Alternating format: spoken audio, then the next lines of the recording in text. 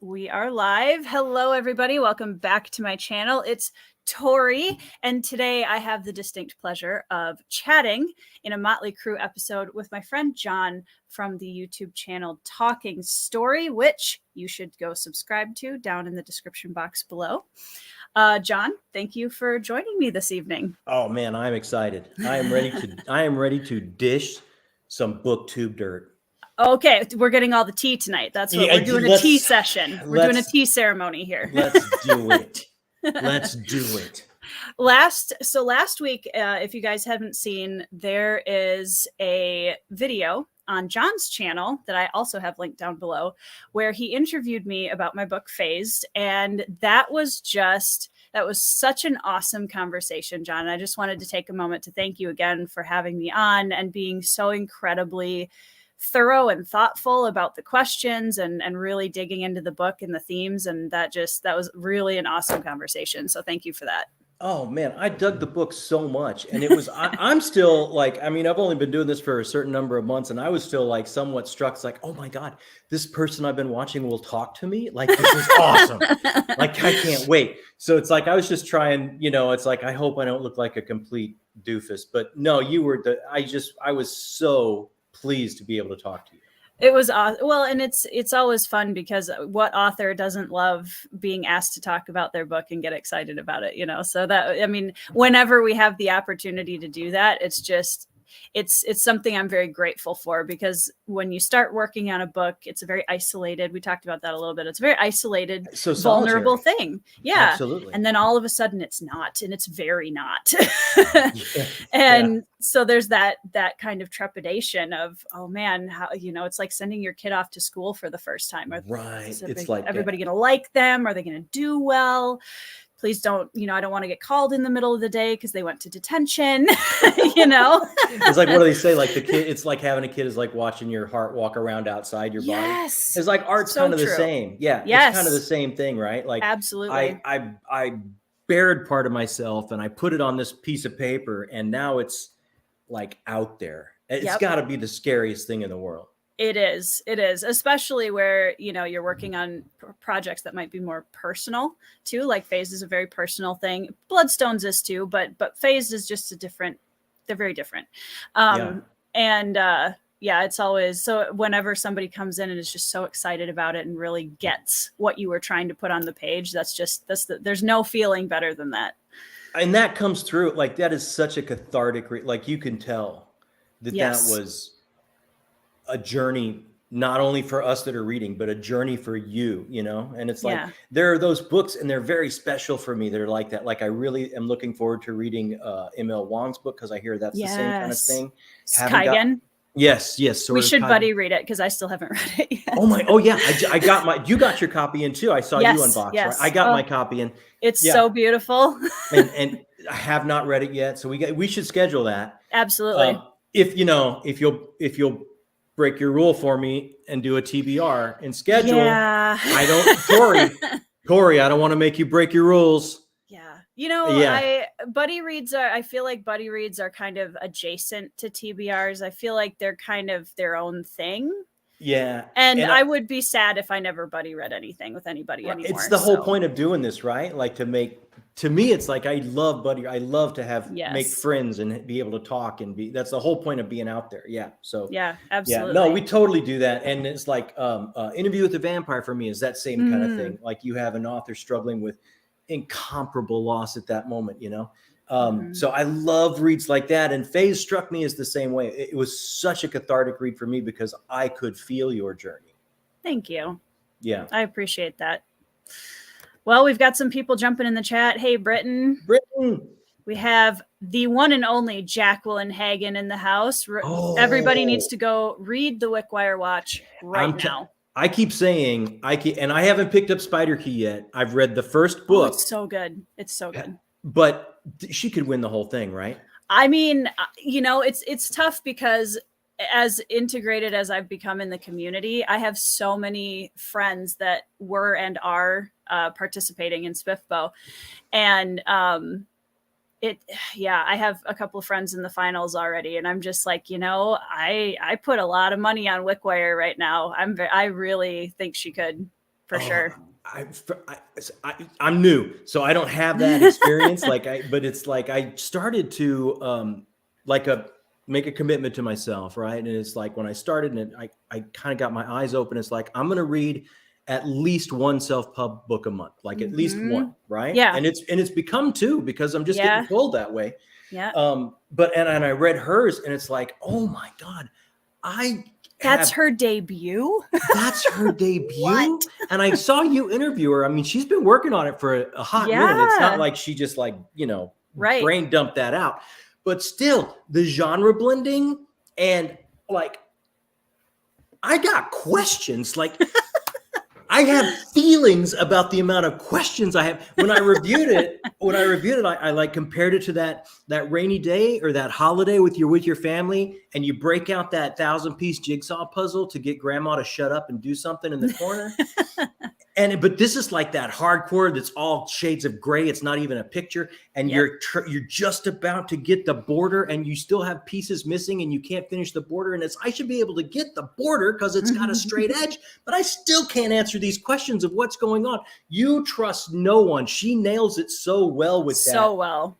It is. Yeah. It is unbelievable. The other thing that I loved about it was just the atmosphere.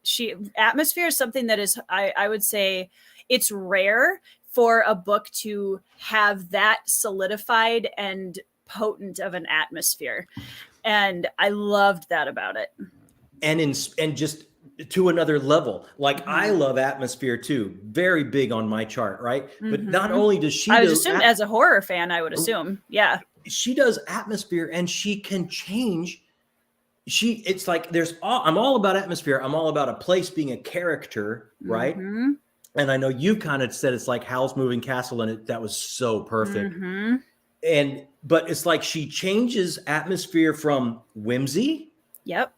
To like at the end, it's a very, very darker atmosphere. And it's like Spider Key is darker too. She's just in the same book from chapter to chapter. She shifts gears like it's Studio Ghibli. Nothing, like nothing, man. Yeah. Yeah. Well, and I couldn't get that out of my head because you have this and so I'm a massive fan of the old musical Oliver.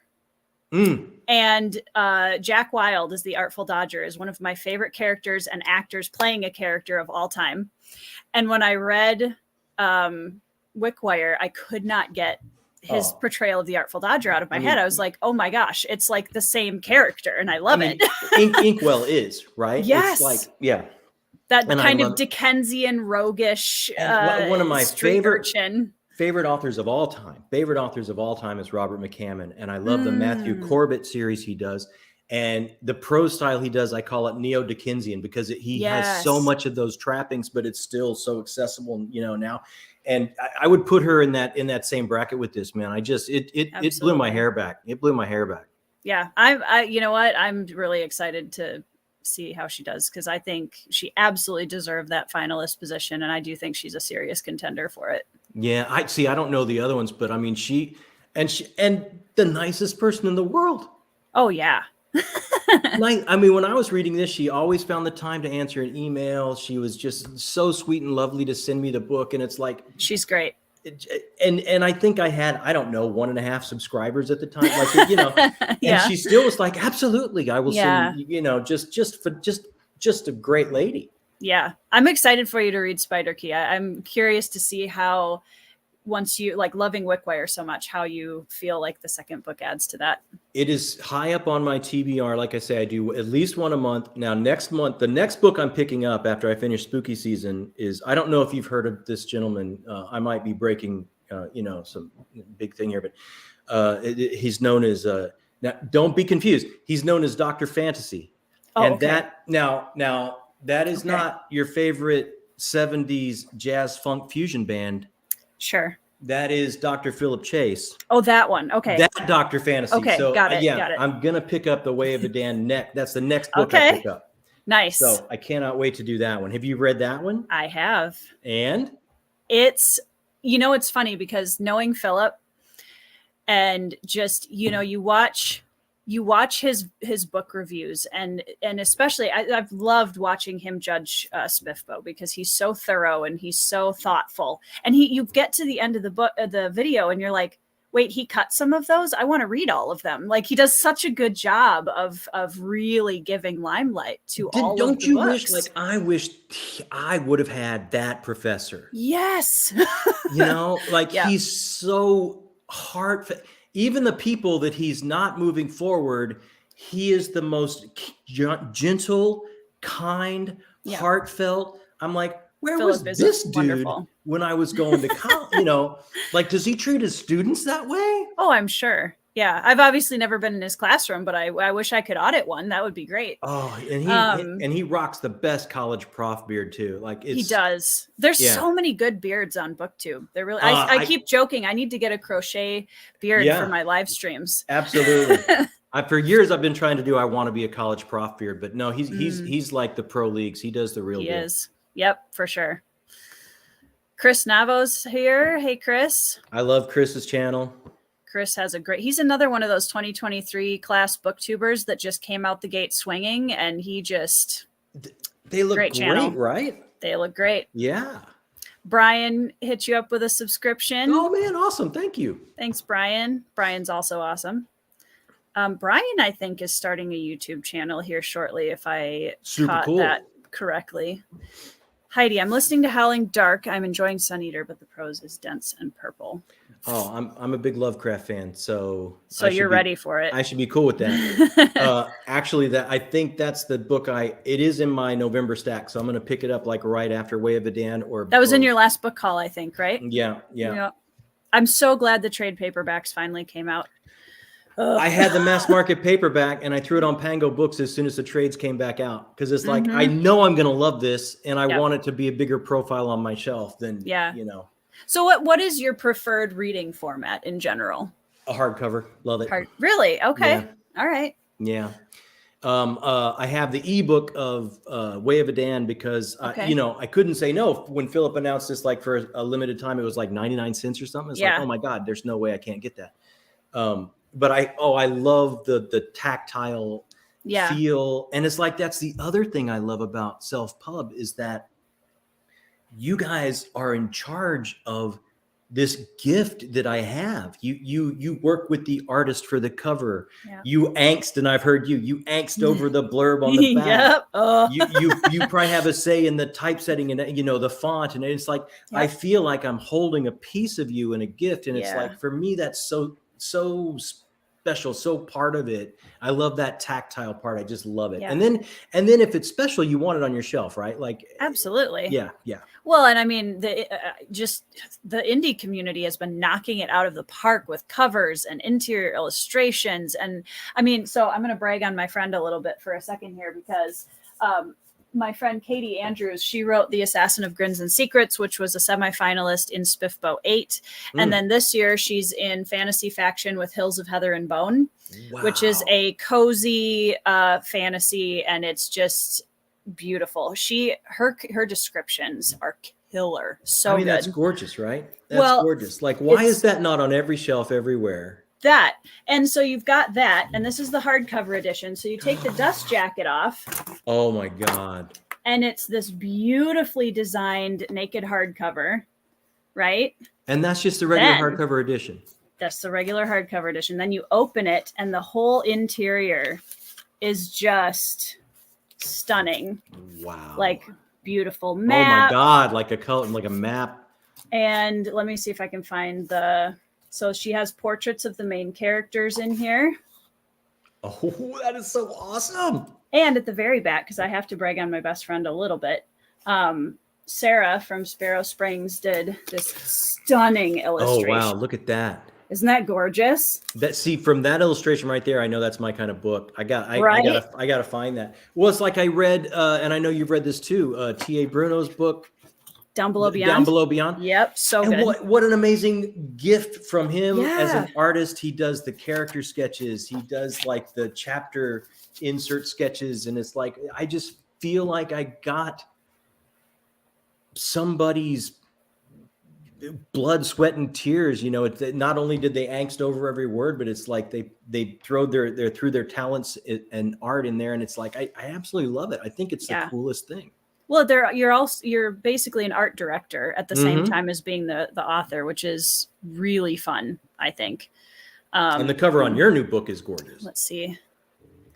We've got Chris was. Oh, did I? Oh, what did Tori do?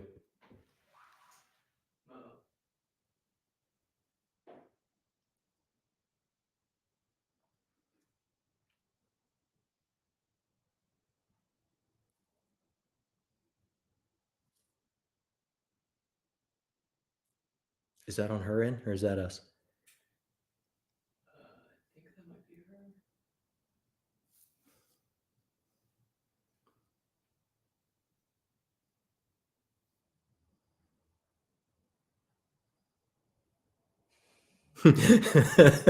her. Brian says, "Is Tori breathing?" So it must be her. Okay. Someone cast a stasis spell. Now she's gone. I put Tori in frozen shock. She'll be back. She's always getting hit with internet outages. Oh, okay. Cool. Yeah, she just sent us a DM and said she'll be right back. Okay, awesome. Well, we'll wait for Tori. Andrew, I got to talk to you. Tori says I got to read your books, and I really want to. I got to get in touch with you, my man. I really want to read your books. Okay, there's Tori. There she is. I was talking to Andrew about getting his books. Yes, Andrew Meredith. Yeah. Yes. He was just telling me you freeze up all the time. So I was like, oh, my man, I got to get your book. Yes. So I can hold on. Sorry about it. Wouldn't be a Tori live stream if occasionally I didn't disappear, right? Yeah, I just started vamping, man. I appreciate that. Yeah, love that you can you're a theater guy. You can roll with it, right? Grapevine. Channel takeover. Yeah, absolutely. I just got his third book in the Collation saga today. Oh, nice. That's Sparrow Springs too, right? It is. Yeah. Yeah. I can start to tell the style. Yeah. And you said start with Thrice maybe, or start with the series? I think it depends on the kind of reading experience that you're looking for. And Andrew can definitely speak to this in the chat too. Thrice is kind of a lone wolf and cub, fast-paced adventure fantasy that's very based in a lot of Slavic folklore influence. Oh, I dig that. And then Deathless is his big epic fantasy series that he's been working on for a really long time. And the world building, it's a lot of kind of exploration of the themes of holy orders and I love that. It's really, really good. And his world building, someday I hope to be as good of a world builder as Andrew is. When Tori grows up. When I grow up, I want to be a world builder like Andrew. All right. Yep. All right, Andrew, Thrice. That's a standalone. I want to start with that. There's two. I think there's two. Andrew, yell at me if I'm wrong. There going to be three. Okay. But they're really short. Yeah, they're really short. Okay. All right. I'm going to go in for that. All right. So now that I am back, love Oliver Twist. 68 film of the musical is so good. Oliver Reed was so menacing. It's true. I've never seen a scarier Bill Sykes than that. Yeah. I've watched that movie, I bet 50 times. It's so good. Good. Jack Wild, man. I'm just big fan. He is. That's, no one could play it after that, right? No. Murder at Spindle Manor is Philip's finalist. Now that's his finalist. Yep. And which I was really, when he put out his review of it at first, right away, I was like, I wonder if that's going to be the final, because he loved it so much. You could catch the vibe, tell. Right? Yeah. And this one, I think I have it on my Kindle. This one, I think, is kind of a murder mystery with a horror flavor in it, from what it sounds like. That's my jam. Speaking your language. Yeah. He said it was cozy. Now I haven't got into the whole cozy thing. So. Well, if you read Hills of Heather and Bone, that's a really good example of it. And I haven't read Murder at Spindle Manor yet. Thrice actually has a little bit of cozy vibe on the side. It's not like full on cozy, but it definitely kind of flirts with the edges in a couple spots. Okay. So because you've got a big gruff warrior with this little tiny kid, right? So there's it's a fun contrast. So I want to talk a little bit. So I'm not a horror reader at all, but I'm curious because that's clearly something that's a big influence for you, and you read a lot of it. You've been doing a lot of like kind of Stephen King and horror reads videos on your channel. So talk to me about why horror? What do you love so much about it? Oh man. Okay. Let's go. let's do this. Let's do this. Let's crack this wide open. All right.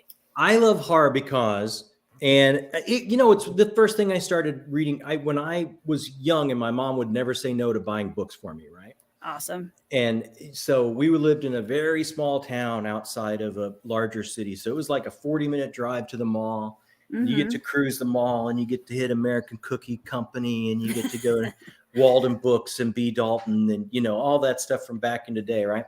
Yeah. And so I discovered Stephen King when I was young. And this is after I discovered like C.S. Lewis and all this kind of stuff. But this is like, I felt like I was getting away with something because I was sure if my mom read this and knew what she was getting me, like there'd be no way I could get away with reading this. And I was smitten. And then as you grow up, for me, it's like, and I said this, I know, and I'm doing a lot of horror stuff because, it's a spooky it's October. season. Yeah, absolutely. Yeah. So for me, it's like, I've always been taught, drama is life lived at a heightened reality, right? Yeah. Real life, but it's lived, accelerated, and at a heightened reality. So if you're dealing with a story that tunes into you primally in those emotions that are in our hind brain, like anxiety and fear, you can't get more heightened than that. So you can't get more to a humane truth sometimes than going with that genre. Mm-hmm. So I just love it. I've always loved it. I love people that push the boundaries. When I discovered Clive Barker with his books of blood and stuff, and then the splatter punk of the 80s, I was all about that.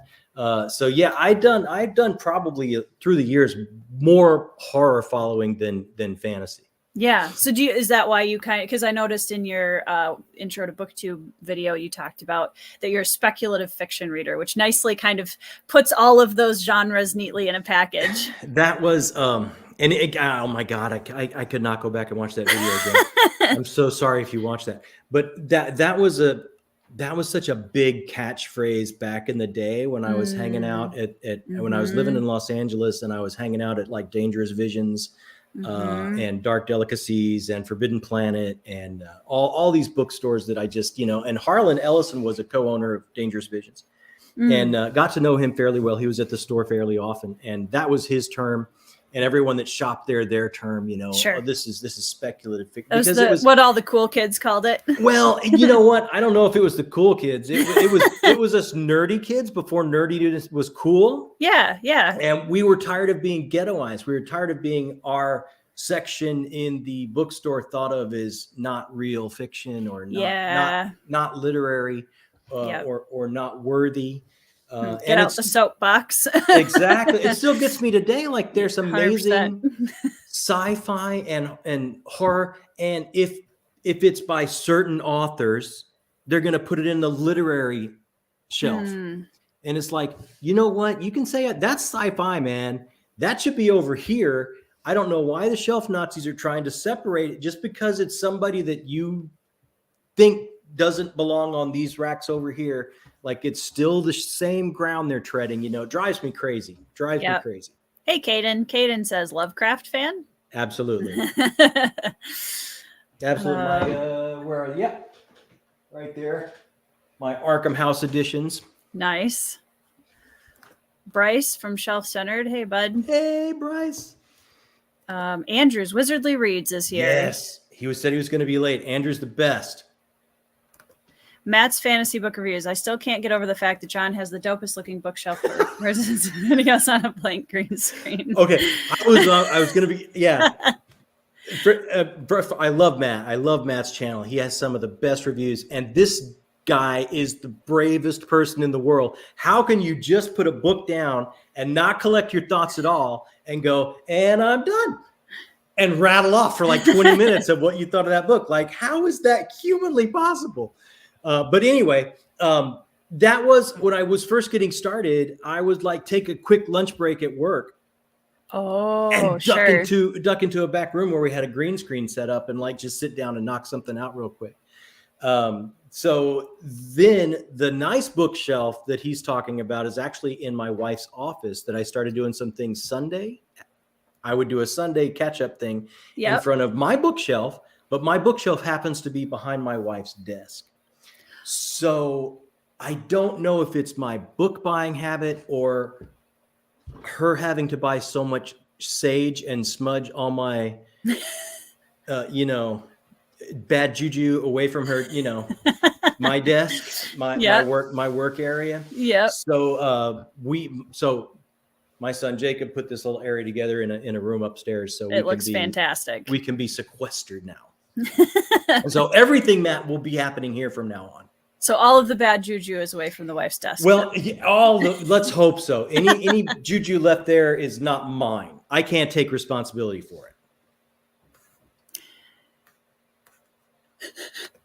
I don't even want to know what my face froze on back there. It was delightful. Thank you. Yes. It's like, my friend Alan from Librarian of Alexandria, he always teases because, the booktubers are always doing the thumbnails, like, which is true. Yeah. But I think it's funny because he's like, just, screenshot from the video. I'm like, you do not want to see the faces that I screenshot from my videos. I have to do a thumbnail. Jacob makes my thumbnails, and I was just talking to him before he came on, like the last two. It looks like I'm having a full breakdown. He loves to get me like if he can get me like this, like that. Yep. Oh, that's a good thumbnail. Why? Well, maybe it's a little bit of the son is giving a little payback here for the. Yeah, I think he has way too much control of this. Yeah. Well, yeah. I mean, he's doing a good job. We'll give him that. I look way better. I mean, I don't know. I am the talking face hole that he sits down, moves the microphone and everything, and says, "Okay, say your words, and then tell me when to stop." Nice. Yeah. At some point, maybe I will try to hire one of my friends who is more techie than me. Hey, raise your kids. That's right. My oldest is almost 11. You know what? Isn't electronic media an amazing field you might want to look into? Ooh, yeah. Britton wants to know, was Harlan as cantankerous as they said he was? Not to me. He was the sweetest, loveliest man, because I was meeting him soon after he had one of his heart surgeries, and he was just getting out again. He was just getting out again to the bookstore and hanging out and seeing people. And one of the reasons he loved to come to the bookstore and hang out with me and my buddy James, who actually worked there, was his wife would not allow him to have his favorite chili cheese dogs from Pink's. And if he came to the bookstore, he knew either me or James would run down to Pink's and get him chili dogs. So he was always the nicest guy in the world for me. And he actually, we had to take some stuff over to his house one time. So we got a tour of Alice in Wonderland, his house. It was like, he was one of the coolest people. But you could see it in his eyes. Like, if you ever crossed that guy, all the stories I believe would be true. Mm-hmm. But he was the sweetest person to me. Well, yeah, you brought him the chili dogs. We brought him chili dogs from Pink's. Yeah. Yeah. Absolutely. That makes a lot of sense. And so it might have been our fault that he died. We might have taken years off of his life, but he was happy. Yeah. I remember my great grandma, when we used to visit her in the nursing home, she had diabetes, and she would sneak brownies from the kitchen at the nursing home. She's an amazing woman. And after a while, my grandma, her daughter, was finally like, this woman is like 87. If she wants a brownie, leave her alone. That strikes home. My grandmother, the same thing. She was 80, diabetic, and it's like all she wanted sometimes was a Blizzard from Dairy Queen. It's like, Jesus, let's go get the woman a Blizzard. Right. Don't take the joy out of your life. Yeah. Like she cracked codes during World War II. If she wants a frozen treat, let's get her a frozen treat. Yeah. Right. So you're a big fan of Robert McCammon. Yes. I have never read Robert McCammon as of yet. So, as a huge fan of Robert McCammon, where do I start? It depends on what you want. Okay. If you want just like an all-out thriller, like an 80s action movie vibe thriller, there's a book called Mine that I would recommend. It's a quick read. You will read this book in probably 3 days. Like it's trigger warning. It's got an opening that will chill your blood. It'll curdle your blood right away. Especially apparent. I'm just warning you. But what an amazing, great thriller. If you want something along the lines of like an epic fantasy, like The Stand, like the ultimate battle between light and dark, swan song. And I on my horror list, I put this as at my number one. On my Stephen King list, The Stand is number one. But on my all-time horror list, I can't do it because I think McCammon treads the same ground but better. Okay. And then if you just want to get away from the genre we're in all the time, like try and pick up Speaks the Nightbird. Now this is the beginning of his Matthew Corbett series, and he was so well known in the 80s as a horror writer that he was, I want to try something else. I want to do something else. And they wouldn't publish him. Yeah. And it's like, this guy was a big writer. So finally he got some small publishing company in his home state of Alabama to put out the first editions of Speaks the Nightbird after years and years and years.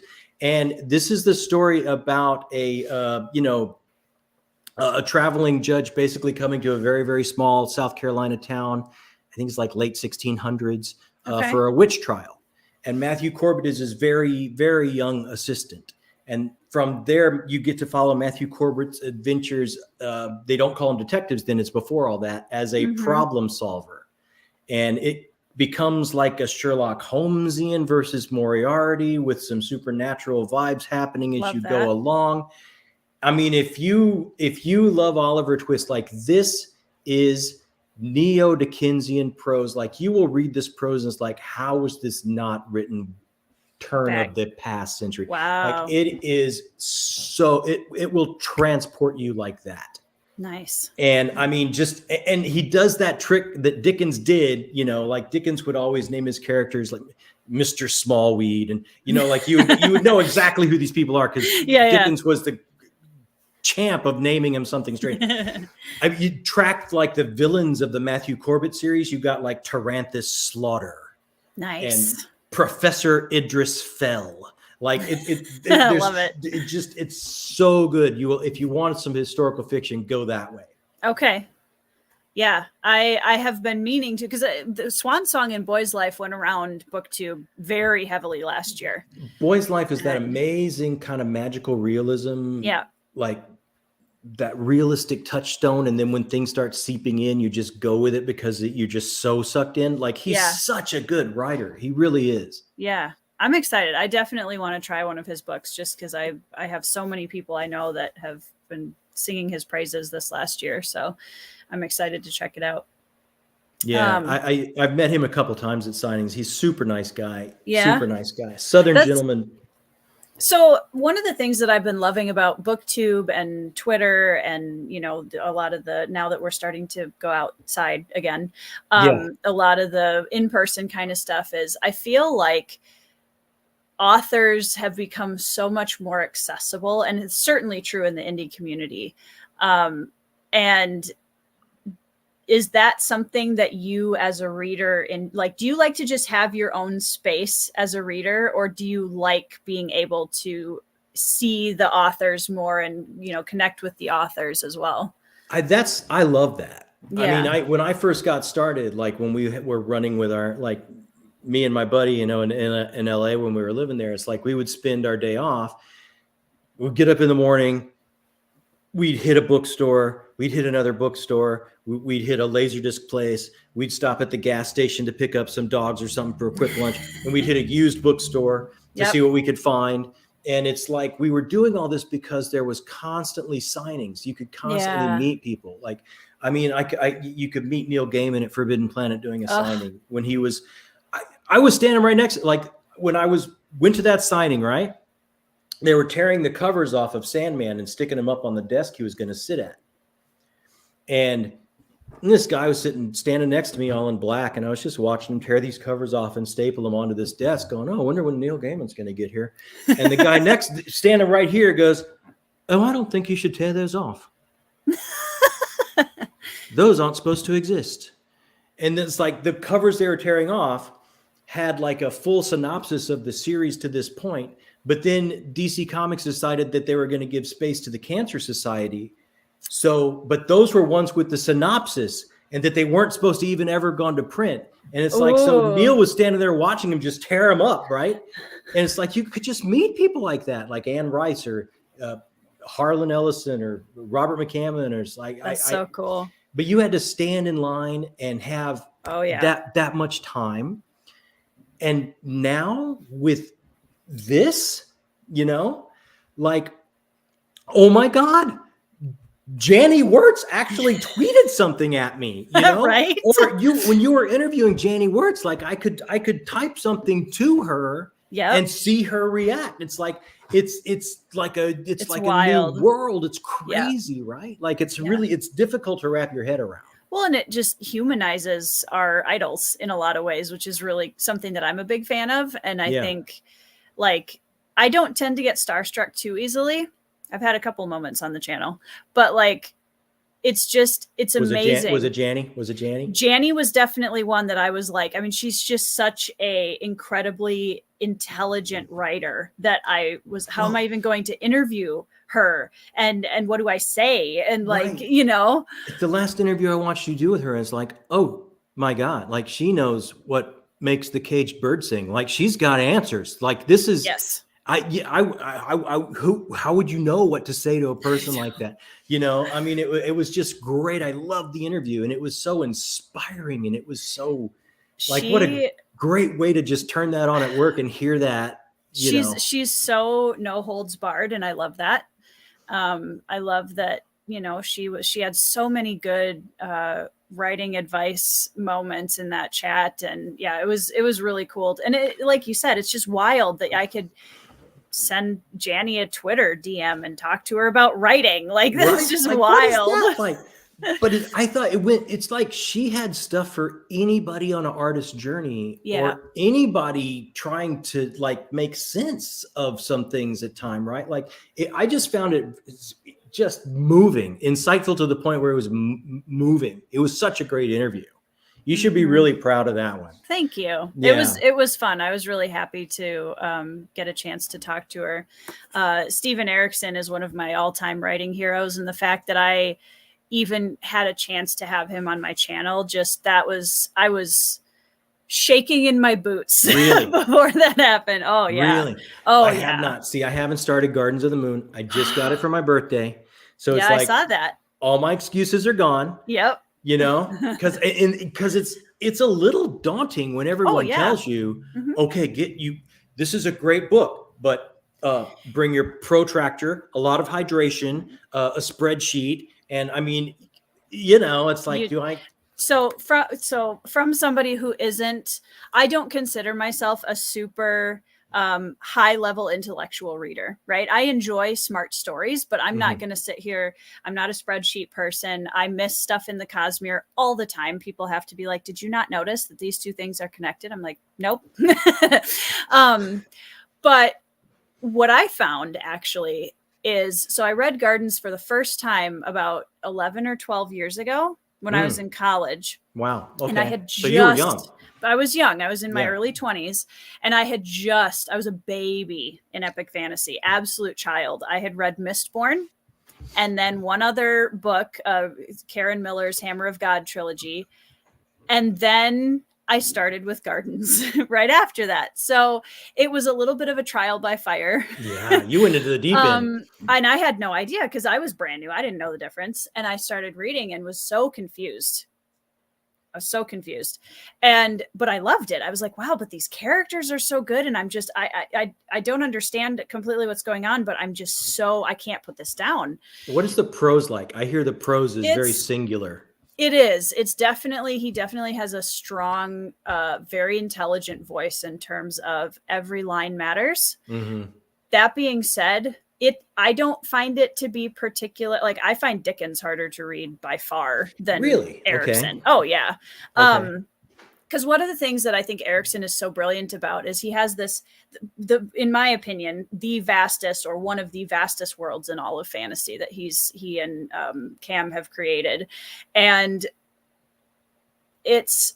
but he somehow manages to take this massive scope and bring it down to some very emotionally invested, intimate character themes, and it's so incredible how he's merged those two things, I think. And what I found was rereading Gardens recently, 10 years later. Right, I saw that. That I don't think it's I think the difference isn't, because a lot of people say, well, when you reread it, it's not as confusing. I actually think if I had read Gardens for the first time now, having had the experience in the genre that I now have, it would not have been confusing. So to me, it's more about, okay, if you're a brand new person to the genre of epic fantasy, I'm not going to recommend that you start with Malazan, obviously. But I think when you have more of a solid reading experience within the genre itself, I think it becomes much less daunting. Right. I mean, I definitely want to do it. I was watching Philip Chase talk to Mike on his channel, and I think Mike was struggling, and it's like, what is it? Mike was going, what's it about? Is Dr. Chase is, of course, is Dr. Chase, and yes. Well, it's about grief and loss, and it's like, oh man, I got to get in on that. Like that sounds amazing. Erikson is still my favorite writer in terms of writing incredibly heavy human condition themes with it's so visceral, but at the same time, it's so profound and comforting is a weird word to use for Malazan, but it's a comfort read for me. And that sounds really weird, especially for people that have read it, because there's a lot of dark stuff in there, but it's handled with a lot of grace. And I think he's brilliant at that. But if the human experience is suffering, to see that we're all in it together can be comforting. Yeah, absolutely. And to see those go through it with grace and struggle with it and find grace. I totally get that. And it's like, it's in a way, it sounds like, oh my God, I've been missing this all my life. I can't believe I haven't read it yet. And then I'll listen to someone else and I'll go, oh man, that sounds really daunting. I'm a big believer that books come to you at the right time when you're ready for them. That's when it works. Yeah. I just got it. I'm going to have to dive in. Yeah. Yeah. And I agree, Grufe. I think John is I don't think you're going to have as hard of a time with it as maybe you were worried about. We will find out, my brother. We'll find out this year, 2024. 2024. Yeah. Let me see. I want to make sure I get to some of these questions quick before I swerve us into a different topic here. I know my son just highlighted Andrews that when he told you to tell me that I look old. I'll get there. Thanks, Andrew. Fox, well, I'll leave Andrew alone. He's one of my closest friends in the author community, so we give each other crap all the time. Not really a horror reader, but always been fascinated by cosmic horror and Lovecraftian horror. Yeah. I read a cozy eldritch horror this year. Cozy eldritch horror. Yep. Okay. Book of Zog by Alec Hudson. It was in Spiffbo this year. Okay. Yeah. And I never thought that was a thing you could put together until I read it. And then I was like, oh my gosh, you can. I find that people that like cosmic horror are somewhat kind of dig philosophy.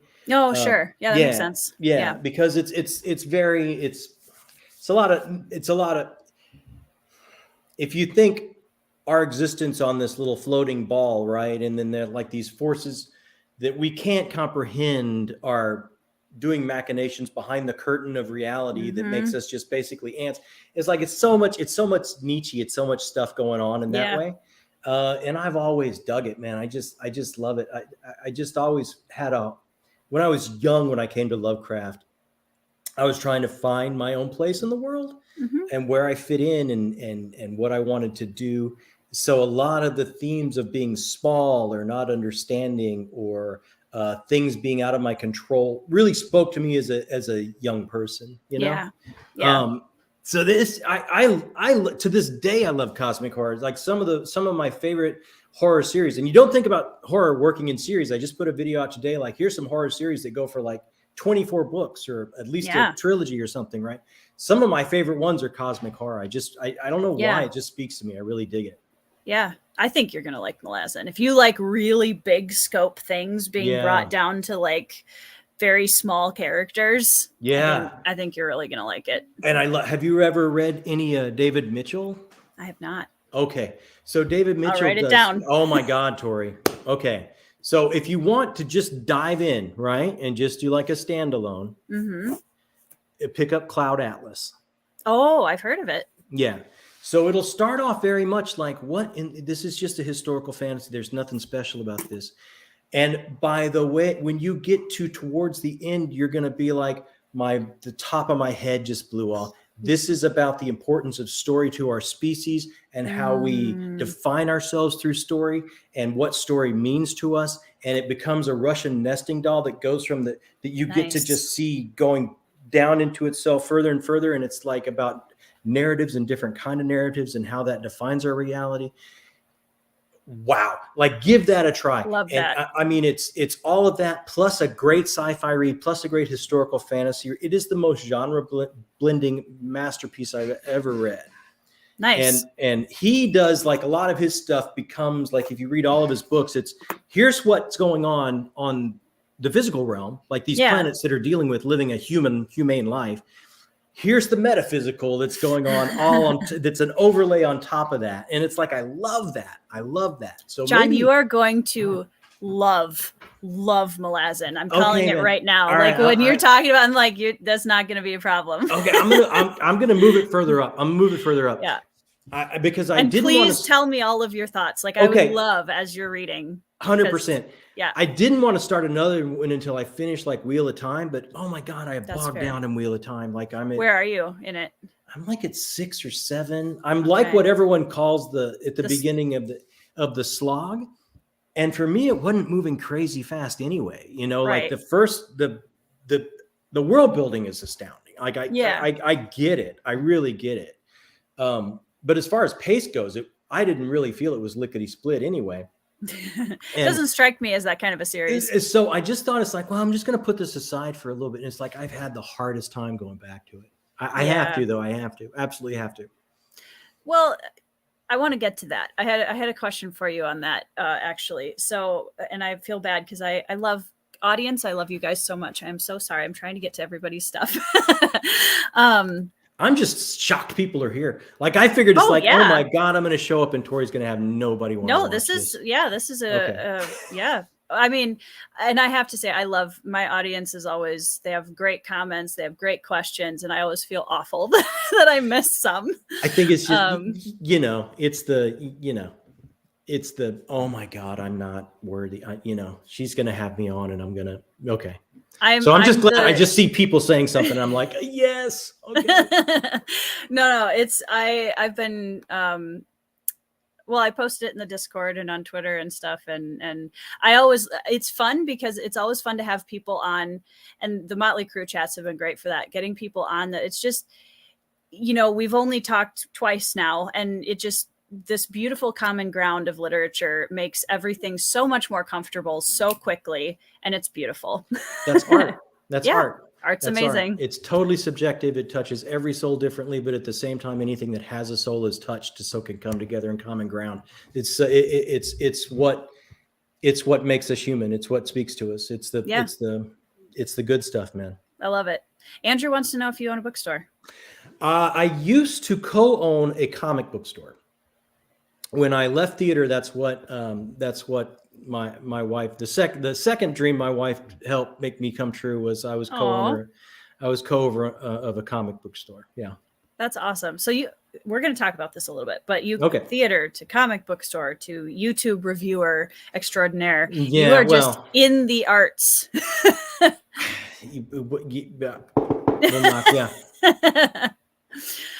For Andrew and anyone else who is not familiar with who Harlan Ellison is, can you just give a brief, who is Harlan Ellison? Harlan Ellison is, I don't know if this is true now, but back when I knew him, it might still be true. He is the most award-winning author of speculative fiction, science fiction, wow. horror. Yeah. I didn't know that. He is the most award-winning and has had the most feuds. He would be a darling of the self-pub indie community because the feuds he had was about staking out territory for artists. Like they should be paid and they should be compensated and they should be taken care of. That's when you would really see Harlan become cantankerous and get on his soapboxes, things like that. People that are slaving and creating art and making their dreams come true are being taken advantage of. And that's when he would, what would he be known for? I mean, A Boy and His Dog, he wrote A Boy and His Dog. That's a big one. The City on the Edge of Forever, the classic Star Trek episode, was written by Harlan Ellison. He didn't like it because they changed it and he hated his words being changed. That's fair. He was J. Michael Straczynski brought him on just to like hang around in the office to bounce ideas off of when he was doing Babylon 5. So he was there for a good chunk of that. He is one of those literally a pillar of this type of literature. Hoping John gets a chance to read Riley Sager as a horror thriller. I just got one. I saw you had one in your book haul, right? Yeah. For my birthday, someone gave me, to my little indie bookstore up here, they gave me a gift certificate and they had a signed copy of his newest book. So it's nice. No way. I've never read Riley Sager, but it's a signed copy. I got to grab it. So I'm looking forward to reading Riley Sager too. Got it. There you go. How many? That's not even the one that Jacob highlighted. So he must just be saying there's multiple. This. Guys, be nice. Be nice to my guests, guys. Come on now. Because I might look really good. I could be much older than Andrew thinks I am.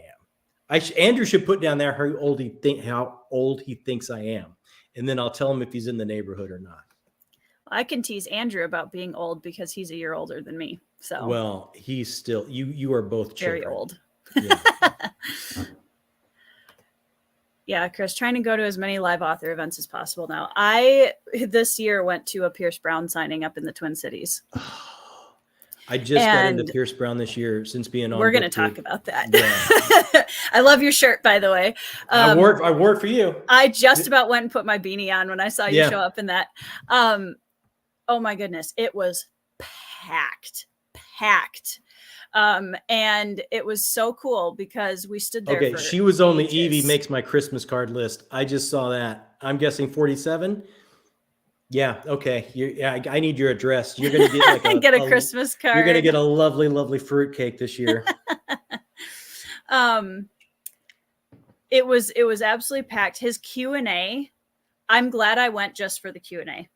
Honestly, it was so much fun to hear him talk about his process, and he's also one of my favorite authors of all time. Yeah. And it was very sweet because his mom and dad and his older sister were all on this book tour with him, and they were all sitting in the front row, and his dad was going around talking to fans afterwards. It was just, oh my goodness, it was precious. That is the best. Are you kidding? It was amazing. Awesome. And somebody asked him like, oh, Pierce, like, how do you write such strong female characters? And you could tell Pierce trying not to roll his eyes. Yeah.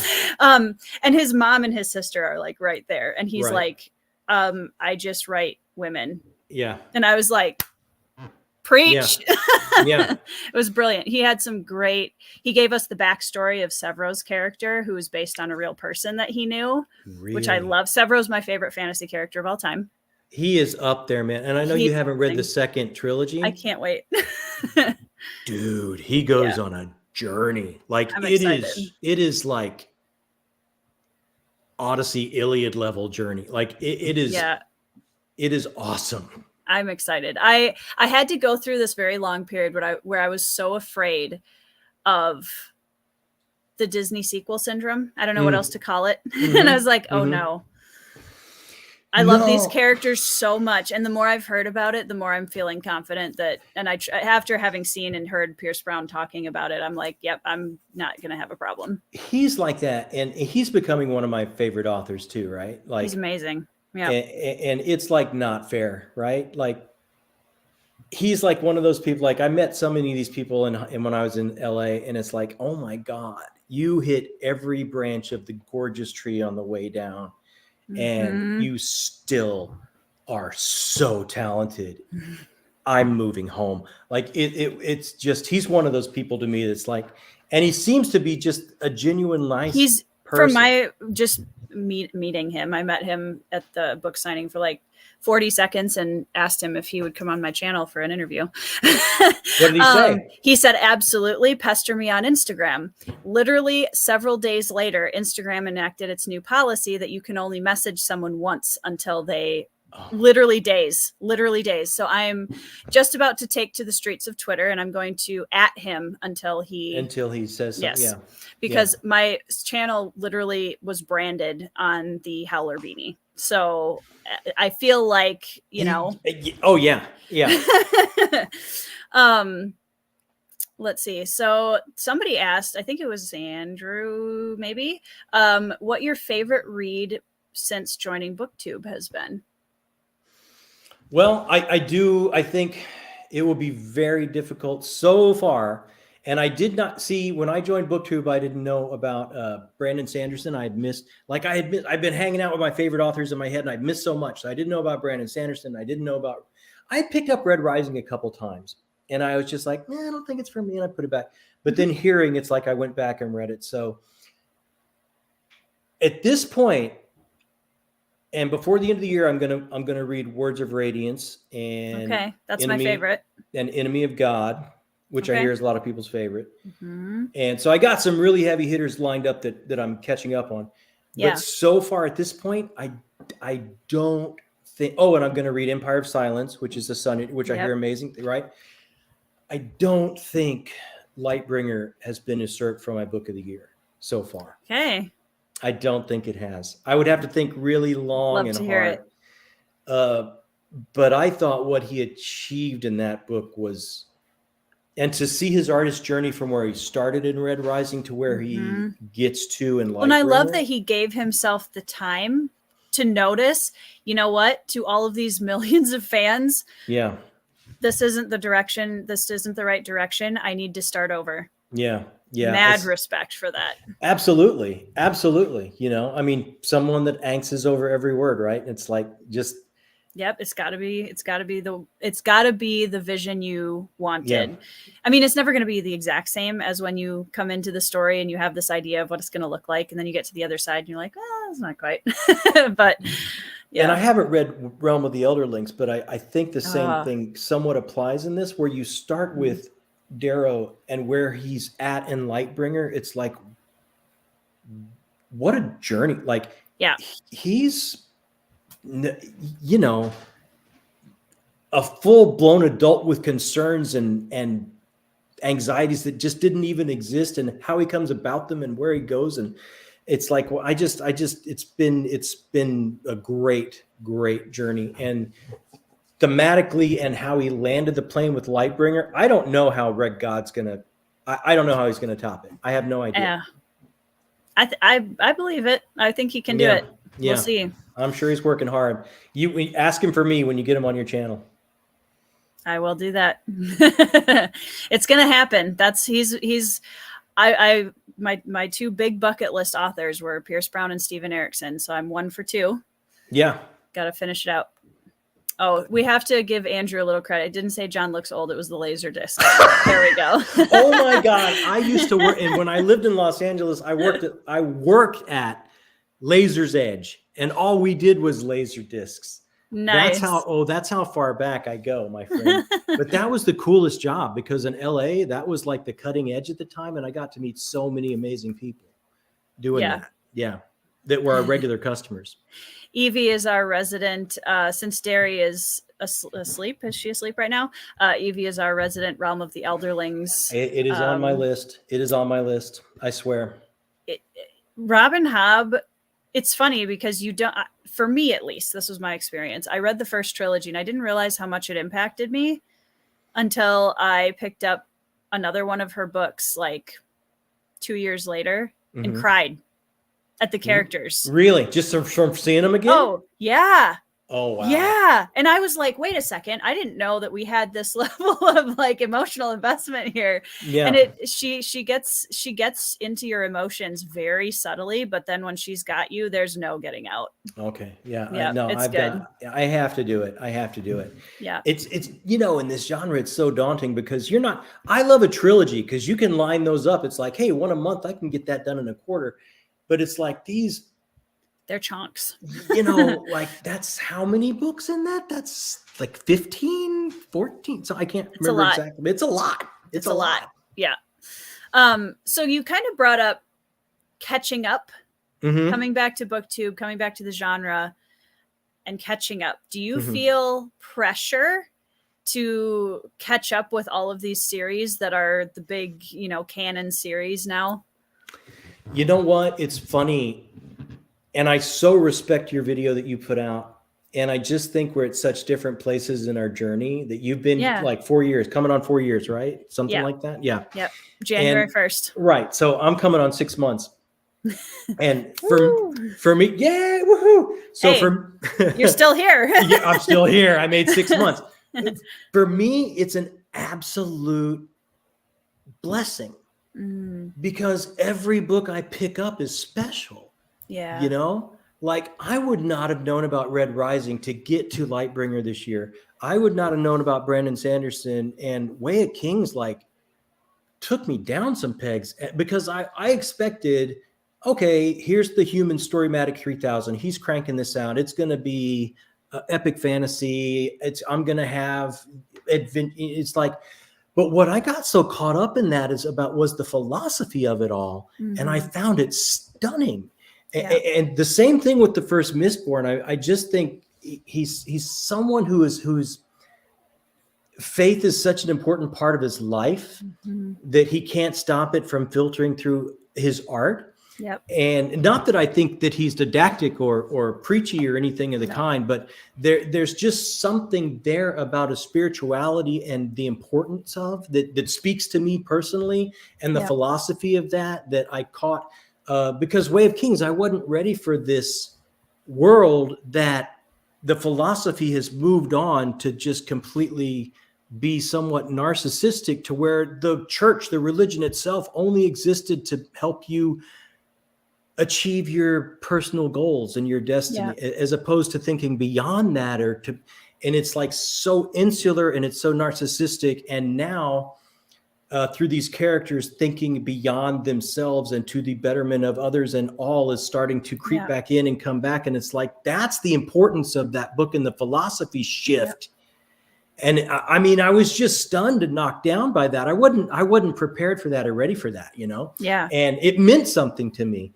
And just all the books that are now coming at me, like when I get comments, I'll put a video out and I get comments like, man, if I can, I try and answer within 60 seconds. Like, I love it. I love talking to people. And I love hearing what they liked that I said, or what they disagreed with that I said, or what they thought I should said.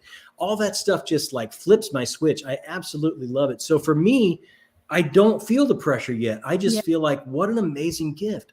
Every book I pick up is like a banger, hit it out of the park book, because I'm not on my own, Right. It's a community experience now. Yeah. Now catch me in 4 years. I could be, I'm shutting down my TBR. I think part of it is like, once you've been on BookTube for 2, 3, 4 years and you haven't read certain things, like I have been very open with my audience about, you know what, Wheel of Time is not going to be a series that I probably will read. I'm never going to say never, but I know myself well enough to know that that's probably not a series that I would really.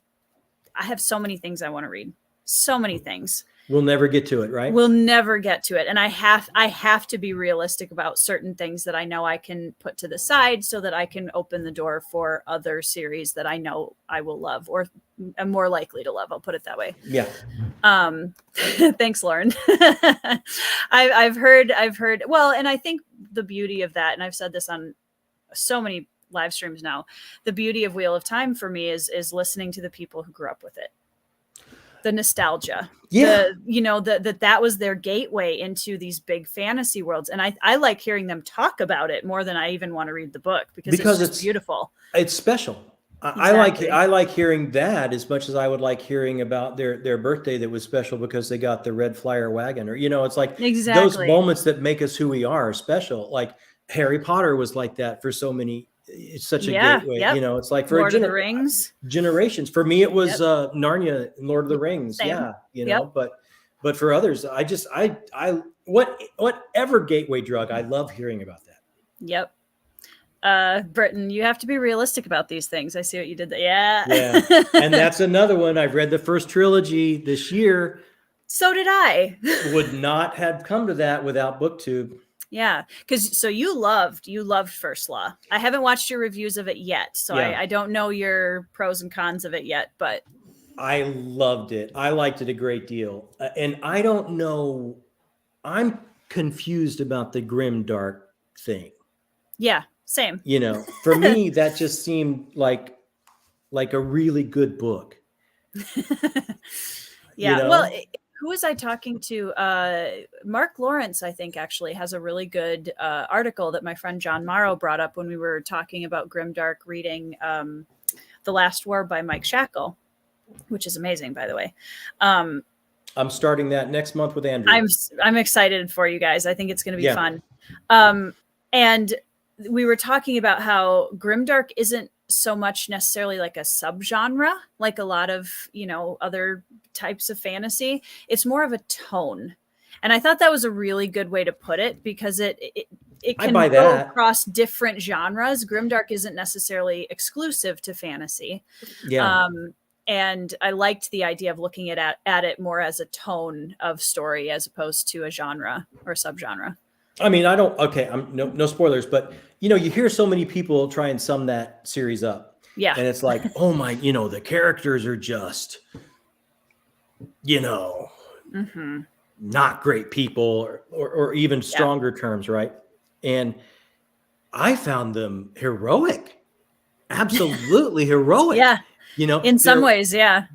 They're completely complex. They're completely trying to exist in this world that is brutal, and they're trying to answer to their own personal codes of morality and right and wrong and not overstep. Yeah. And the culmination of those 3 books puts them in a moment in time where they have to step up and be heroic and be seen through history as heroes, or they have to miss that opportunity.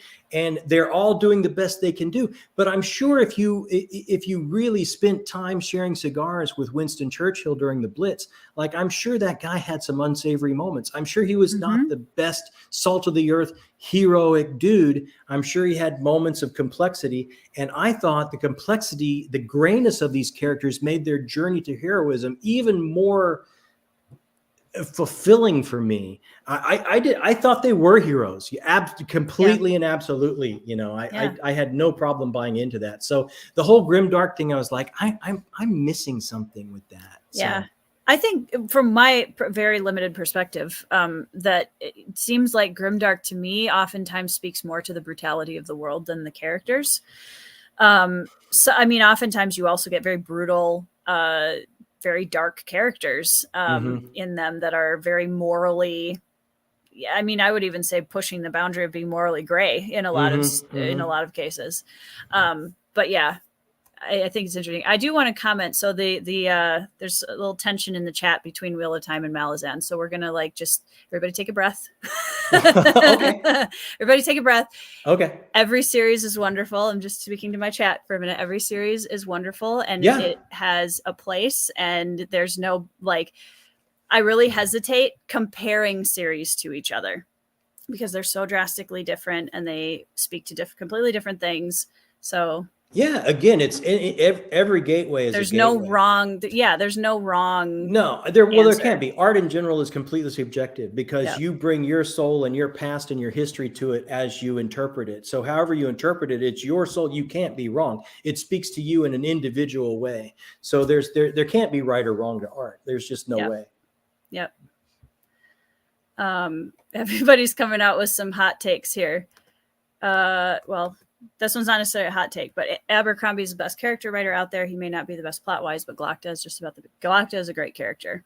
I love Glocta. Let me tell you, and you're a theater nerd too. You're going to totally get this, right? Mm-hmm. So when I was reading Glocta, I felt like I was reading an actor's working script, because you ever look over a shoulder of an actor, they have the lines that are written, and then on top of that or beside it or underneath it, they wrote, okay, this is what the line really means. Yeah. This is what I'm really saying with this. Yeah. They're going to jot down their subtext, and they're going to jot down the spin they want to put on that line.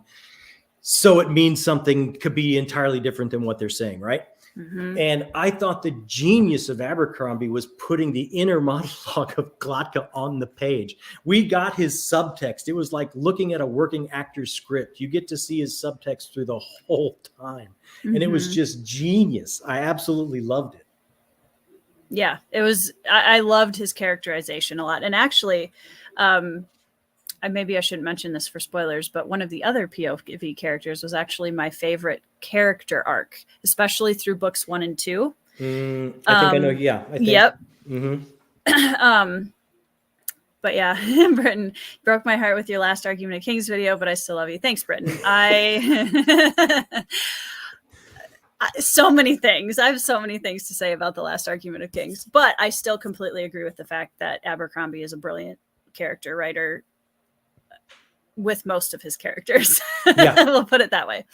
Yeah. I thought it was going to go a totally different way. And in my spoiler section of the review, I thought this is where this was going. Yeah. And, you know, nope. And I think that just proves that I'm darker than Lord Grimdark, which I'm not sure how I feel about that. But that's a statement right there. I think I thought where the whole thing was going was it wasn't as dark as I was expecting it to be either. Yeah. And I think part of that is like, so I went back and I read Dr. Jekyll and Mr. Hyde this year, which is like one of the like early kind of horror thriller, you know, kind of classics. Mm-hmm. And I was very underwhelmed by it. And I realized in the discussion that Evie and I and a couple of our other friends had that I'm so desensitized at this point to a lot of that kind of content that I was like, this is not like, this is horror, you know? And now I'm like looking at it in context of what I've experienced in terms of art and literature and film and everything else compared to what they had at that point. Right. You know, this is a completely different context. And I really wanted to take that into consideration because my version of what's truly horrifying on the page is going to be very different from, you know, absolutely. But for that time, for the sensibilities of that time, for a gentleman to admit that he has an id or an inner beast, let alone let it break out and wear that skin on the outside. That would be absolutely horrifying. So yeah. Let's see. Random question for you, John. Which of your special editions is your favorite? Ooh. Well, let's see. It is my favorite, so I do think probably this one. Ooh, is that an early edition? This is the limited Dark Harvest. This is the only hardcover before Subterranean did theirs. This was the only hardcover edition that there was of Swan Song. And, nice. I have this one signed. It's got interior artwork. Oh man. Let's see. This was signed on 5/5/1990. Nice. That's awesome. I think this book has just been special to me for a long time. Yeah. Well, especially when it's a favorite author. Yeah. When Erickson comes back down to the United States, I'm hoping to bring my entire trade paperback selection and have him sign it. Isn't Broken Binding doing hardcovers? They are. Yes. Yeah. My poor wallet. I can't even imagine. Yeah, I can't. The shipping will kill you on that. That's what gets you. It's hard, and I'm trying to publish some books. You know, like I don't have a bunch of money sitting around. Maybe this epic fantasy will do really well, Tori. I hope it goes really well. I believe very strongly in it. So we'll see what my little book baby does this year. I can't wait. I can't wait. Glocta's establishing scene is the most riveting stair climb in the history, or stair descent. Yep, yeah. That was a brilliant character opening. And it's all inner monologue. It's all inner monologue. It's brilliant. Yeah, it's so good. Brilliant. That's one of the things I love is when an author has a strong enough character voice that you turn the page and you don't even have to look and see whose POV it is. You know immediately who you're talking to. For me, Glocta was the entire fulcrum of that, because it's complex, broken people having to rise to this apex moment in history to save themselves. Yeah. And they're complex and broken to the point where there's this one fulcrum central character that is literally broken on the outside, as well as the inside. So it's like he's just at the center of the whole thing.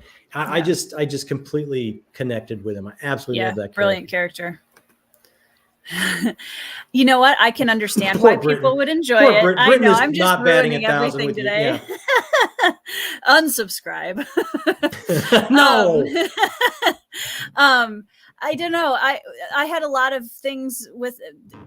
I think part of it was my expectations were based on what a lot of people refer to Dr. Jekyll and Mr. Hyde as an example of what would have been called then as split personality or things like that, which as somebody who has a dissociative identity disorder really bothers me when people throw out like examples of it. And it's like, oh, it's like Dr. Jekyll and Mr. Hyde.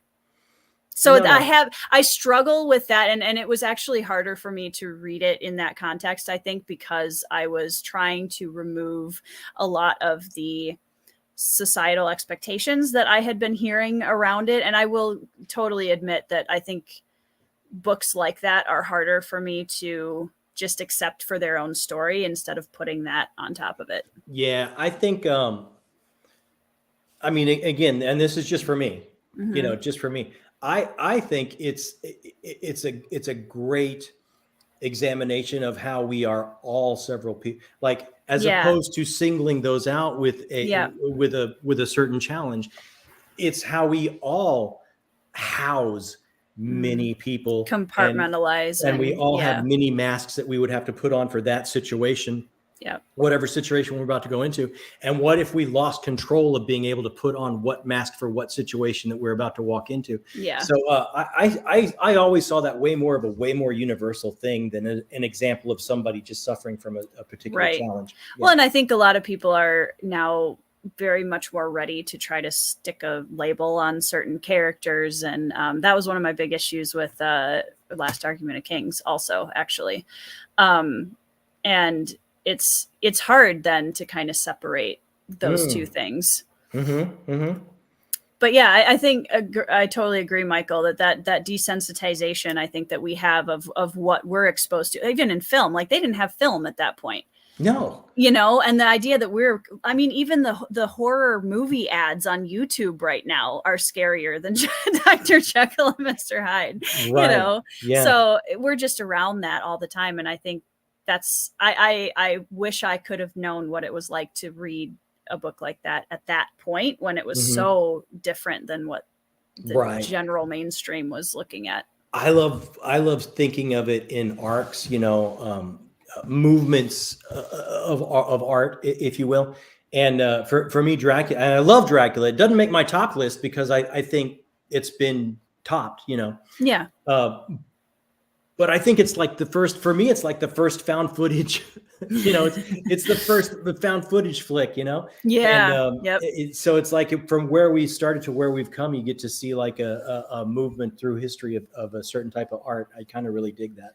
Well, and it's cool that, a lot of these characters have been rebirthed in so many different iterations through the years and found places, like the fact that we still know who Dr. Jekyll and Mr. Hyde are, that we still know who Dracula is. They've just become so ingrained in the mainstream culture at this point, even with people that aren't literary for the most part. Our stories are what makes us who we are as a culture, as a people, as a species. Yeah. Yep. Totally agree. Yes to the US broken binding. I would love that. That would be great. I would agree with that. Absolutely. I would love that. Set up, I'll give up some space in my house if they want an office here. There you go. Brian, I will fight you on that one. Baez is the hero we all need. I can't say anything because of spoilers, but it's like, I can't either. Dude, I will say this. One of my gateway, we're talking about gateways, right? Gateways into this. A big one for me was T.H. White, The Once and Future King. Mm-hmm. Like that book just hit me at the right time. Mm-hmm. And then after that, HBO in its infancy, yeah, had a recording of Richard Harris doing Camelot. And okay. they played it literally every 10 minutes. And I think I watched it 827 times. And so for me, it's like the Arthurian thing is just really, but so yeah, for all the story beats and broad strokes that they tie Baez to T.H. White and Merlin, it's like, oh my God, I loved it so much. All the Easter egg kind of thing. Oh well, my God. I do appreciate that Abercrombie was taking a lot of these very classic archetypes and just twisting it as hard as he could. And like, that is something that and in fairness to Abercrombie, that's something that I've dabbled with in my own writing. So I can really appreciate that, you take this character that's the wise, sagely wizard who's the, and then just, I love that. So in fairness, AP Canavan, Tori, when we chat, we can talk about a completely different way to think about Jekyll and Hyde. I'm here for it. I will try and remember to make a note of that. Yeah. I'll be totally watching that. Because I don't ever want to get to a point where I'm not willing to think about literature in a different light. Yeah. I don't ever want to be so set in like the books that I love. I'm pretty set. Yeah. And me too. But, I've got my favorites, but at the same time, I really want to, even though I bogged down a little bit, I absolutely want to go back and finish Wheel of Time, but I do think it has something to tell me. Absolutely. I do think it's important. And I do think I do think my life will be richer and fuller from experiencing that corner of the genre that I love. Well, I think that's such a great mindset to have about it, I think. Yeah. Thank you. Yeah. Yeah. And I'll have to, if I think of it, I'll have to post the chat that we had on that. There's a lot there. There's definitely a lot of things in Jekyll and Hyde that I think you could discuss it for hours, to be honest. Oh, yeah. Easily. Frankenstein is one of my favorite books of all time. And I say the same thing. Somebody made the comment up above that it's more of a philosophical tragedy than a horror. And I feel that. The power of that is that it speaks to so many different levels, different genre. I would categorize that as science fiction because I think it's one of the earliest examples of science run amok, or we, through our creativity, because we can attempt to achieve godhood from creating something from nothing. Yeah. And that philosophical question. And that's on one of my favorite sci-fi lists that I categorize it as sci-fi, but the power of it is it can really be anywhere. Yeah. Yeah. It's a very versatile story. Talking about more classic works, any chance for some Jack London? I am 100% going to do a deep dive on White Fang. That's absolutely going to happen. Still one of my favorite books of all time.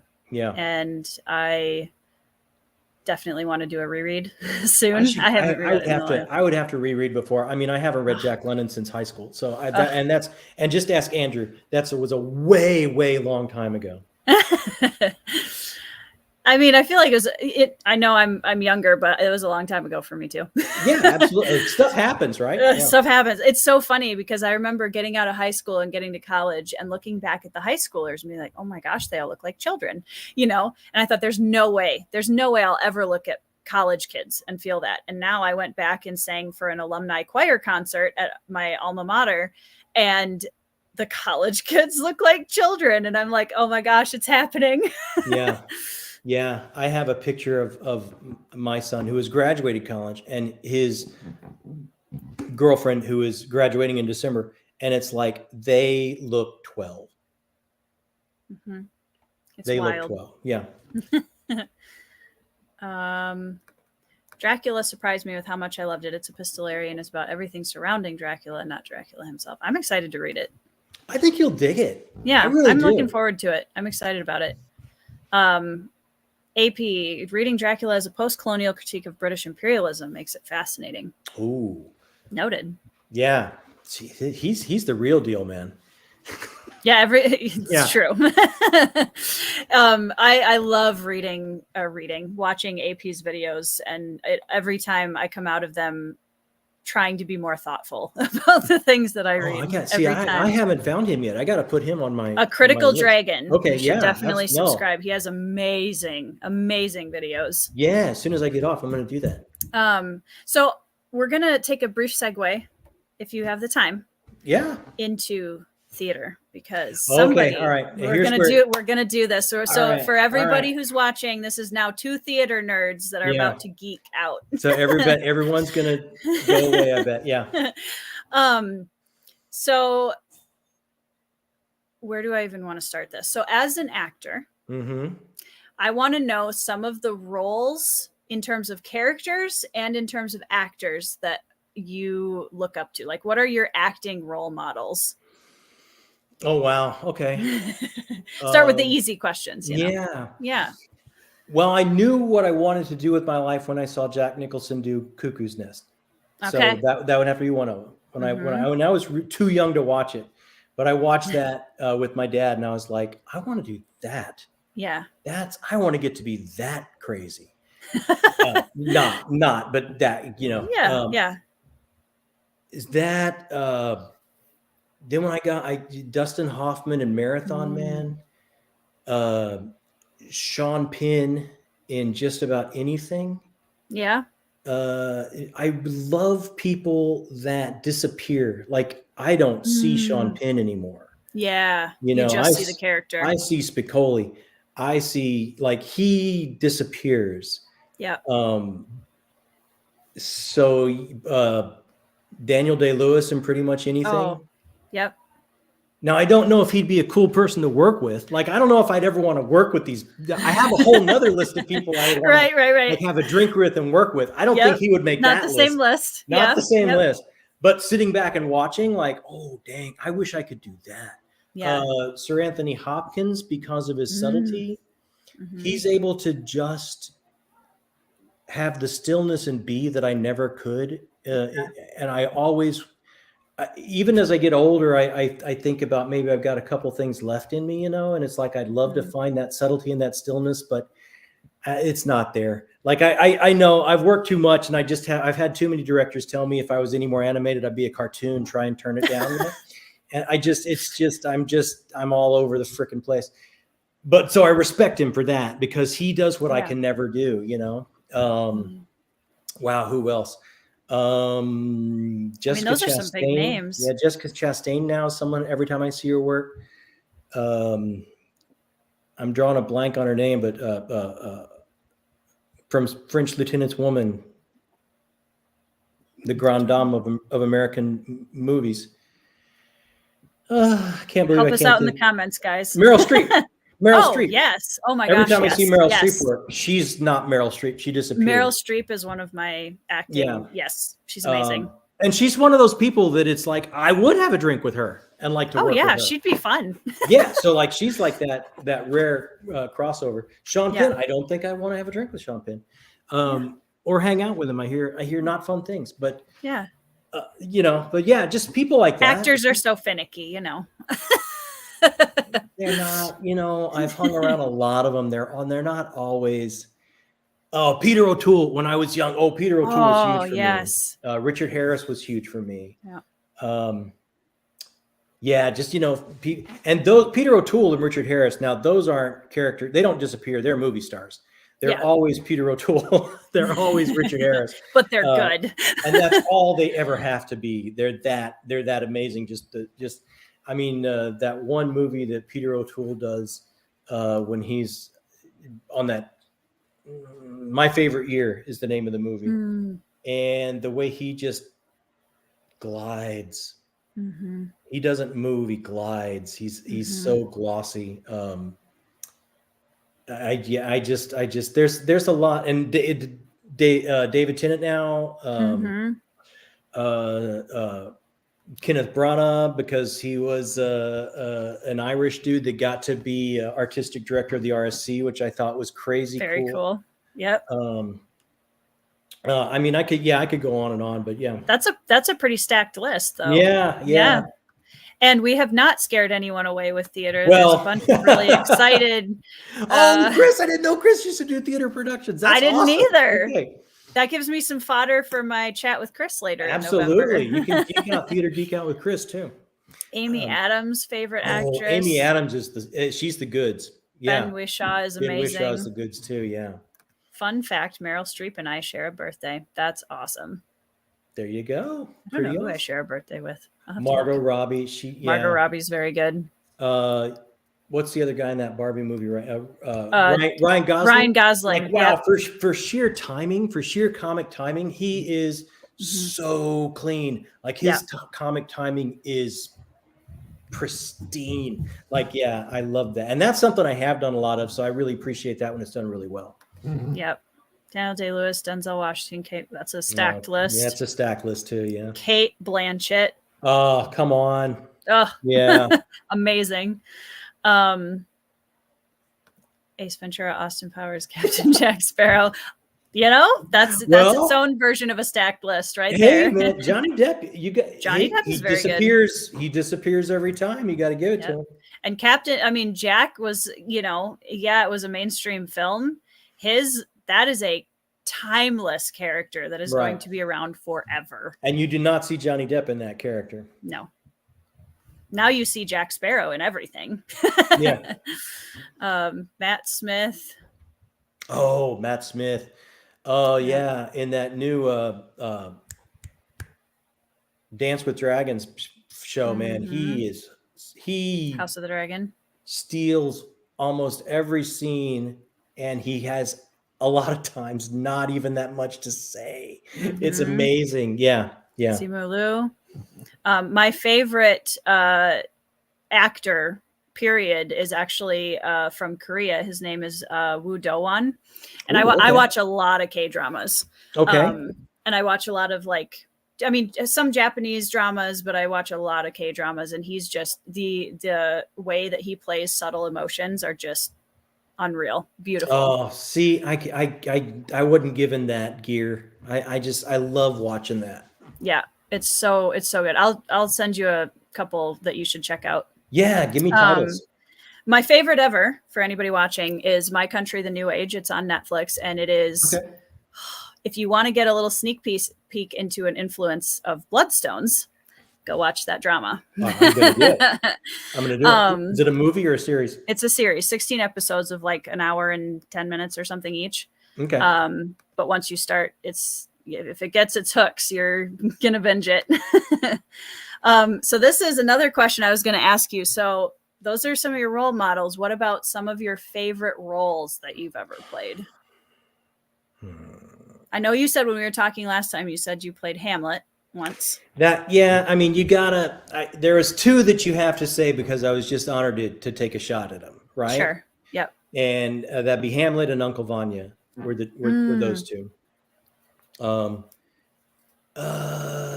I mean, I really love Martin McDonagh as a playwright, and he's more of a director, screenwriter now. He did Banshees of Inisherin, and Billboards Outside Ebbings, but he started as a playwright, and I've done a couple of those shows that are like really The Cripple of Inishmaan, or I did like a two-hander with just me and my wife called Sea Marks, which is really special because it was just, the two of us. So she's an actress as well. That's how we met. I moved back. Cool. I moved back from Los Angeles, and I wanted to help build and create a professional theater company in San Antonio, which is kind of where I'm from. And they didn't have a professional theater scene, and they're the 7th largest city in the country. And it's like, that's crazy. Yeah. So I'm going to move back. I'm going to meet the people. We're going to build this. We're going to do it. And I got back, and a friend of mine was like, hey, I'm in this show. Just come do this show with us. And it's like, so in the first read through, we all get our scripts, and we're sitting down, and this girl just graduated a college in the city, and she walks in and sits down and starts reading, and it's like she was just gorgeous, just the most beautiful woman I'd ever seen. And we met there, and then on closing night we had the cast party at the apartment that we had moved in together, and we've been together ever cool since. Yeah, that's awesome. Love that. So she helped me realize without her there would have been, she helped me build a company. We built a company together, and then she helped me my other dream when we had a kid, and I couldn't work theater. We couldn't work theater. It's a young person's game, and it's really hard to raise a kid when you're opening shows and running an education division, everything else. So she helped me realize my other dream of opening and co-owning a comic shop. So yeah, she's pretty much made every dream come true. She's pretty amazing. That's awesome. Yeah. I love when you hear stories of people meeting within their passion points. Yeah. Like my husband and I both connected with books when we were in high school. We were in the same friend group, and all of our friends were like, what are books? And he and I were the two that were like, so if you were going to write a scene like this, it was very, how would you do that? Yeah. How would you do that? And that's actually like one of the first deeper conversations we ever had was about him writing a scene in a book, and he wanted feedback. Yeah. So that's cool. So yeah, we met that night at that first read through, and she tells me, I don't know if this is true or not. She tells me that she went home and called her best friend and said, I just saw the man I'm going to marry. Oh, so that's awesome. That was pretty neat. Yeah. Pretty neat. Meant to be. She's pretty amazing. We love that. Britton wants to know if we've done any Shakespeare. Yes, I've done Hamlet, and that's all the Shakespeare I've done, honestly. Yeah. Okay. Yeah, I have not acted in any Shakespeare. One of my dream roles is Lady Macbeth. That's a good one. I would absolutely love to take a crack at that. But I did do the sound design for a version of The Tempest that we did at my college. And I loved that. That was so much fun to play with. There's that scene where Ariel, the spirit, comes up and does this big monologue. And I had her we had a female actress playing the role, and we had her backlit with all this cool like red lighting. And I did as her voice got louder, we got these like nature sounds. So we had like creaking trees, and I had a whale song above it. Nice. And like, it was just chills every single time. It was so I love cool. that. I love The Tempest anyway. I love Midsummer Nights. Like people, Shakespeare's not accessible, or, they don't like it. It's like, dude, he was writing genre before there was genre. He's got fairies, he's got ghost stories, he's got murders, he's got historical fiction. It's so much great stuff. I love it so much. Yeah. Yeah. My husband in one of our acting classes in college did a monologue from Richard III, and I couldn't, I was afraid of him for like a week. I was like, I don't know about that. I would love to take a shot at Richard III. Yeah. That's a powerful role. Have you seen Ian McKellen do it? That's another actor. Ian McKellen. Oh my yes, God. Yeah. 100% Ian McKellen. Incredible. Shakespeare has it's true. I love Shakespearean insults are like S tier. Yeah. So many great dirty jokes in Romeo and Juliet. So many good. Richard III is my favorite. That's a role. That's a role. That is so good. Chris wants to know, have you done any musicals, John or Tori? Tori? I have not been in any musicals because during the time I was in college, I was asked to audition for a couple of them. I was getting over an absolute phobia of singing in front of people. So that's kind of a problem. Yeah. But now that I have worked my way through that, my dream role for a musical would be Annie from Annie Get Your Gun. I think I would, I know all the songs. I would love to play her. You would be perfect. That'd be amazing. Yeah. I've done a couple musicals. The most memorable is I was doing, it was not yet published, and we were touring it and workshopping it. And it was directed by Dom DeLuise. And I mean, this is going back. A lot of people won't even know who Dom is anymore, but he taught me a great deal about comedy and musical comedy. And it was really great. It was really awesome. I think people have this kind of perception of musicals that they're just a light, fluffy, easy. Like there's some incredible musical roles. Oh yeah, and they are no joke. You work your ass off. Yeah. Yeah. Yep. Hey, we've got a Dom DeLuise fan in the house. Oh, Dom DeLuise, my man. He was so great. He was his weight would fluctuate so much, and this was during a time when he was really heavy. Yeah. And he would set up a chair all the way downstairs, downstage center, and so you'd be working, you'd be doing a scene, and he couldn't get up and move and work with actors the way he wanted to. So if he wanted you to stop a scene so he could talk to you and tell you what he wanted you to do, or take it again, or try something else, or do this bit, or do that, whatever. He had one of those massive super soaker water guns that he would just sit there. And he'd be sit all the way downstage center, and you'd be working on your scene, doing your scene, working all of a sudden, and he would just do this. Hit you with about 10 blasts and go, your mother's ass, you know you're not supposed to do, take it again. You know, I told you. He was hilarious. He was the most amazing thing. And then you would go out after, you'd do shows in these different cities and go out with Dom after, and he would just destroy bars, and they would hold them open for us, and he would just throw drinks and destroy bars and smack a chandelier with his cane and start doing scenes from Moby Dick like he was on the ship. And everyone just loved the band. They thought, oh, look, he's destroying our bar. It's the band. He was the most fun to go out with of anyone I've ever. I bet. Yeah, it was amazing. Yeah. Dom DeLuise is a voice I'll never forget. Yeah. Jacob, he played Augustus Gloop when I was a kid, and I thought I watched my dad drown in a chocolate river. There's a story there. Oh, yeah. Okay. We were working with a children's theater at the time, and I was doing the nighttime series that was very adult, very edgy. Sure. But, theater. Yeah. So somebody was sick and the show has to go on. And I had absolutely no rehearsals, knew no lines, had no idea. But it's like, hey, you're going to go in the suit and you're going to be Augustus Gloop today. So yeah, that was a pretty interesting the things show. We do for our craft, right, John? Oh man. But those are the best. Like, you never hear theater stories when everything went right. That's never a good theater story. Oh, no. That show was pristine. Everything went perfectly. It was so well rehearsed. I'll never forget it. The ones we remember and the stories we tell is like, oh my God, the wheels fell off. Like, the wheels fell off that night. Like, yeah. I can't believe people are still standing. I thought people were going to die in the audience. It was that bad. Like, those are the stories that we love to tell. And when things horribly, go wrong.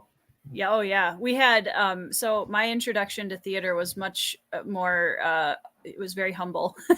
I was in a community theater, a rural community theater group. Same 6 to 8 actors doing every show all year. Mm-hmm. And they kind of raised me a little bit because I started when I was 15. I was the youngest by almost half, awesome. Half my age again. And we did a couple of murder mystery comedy shows for dinner theaters.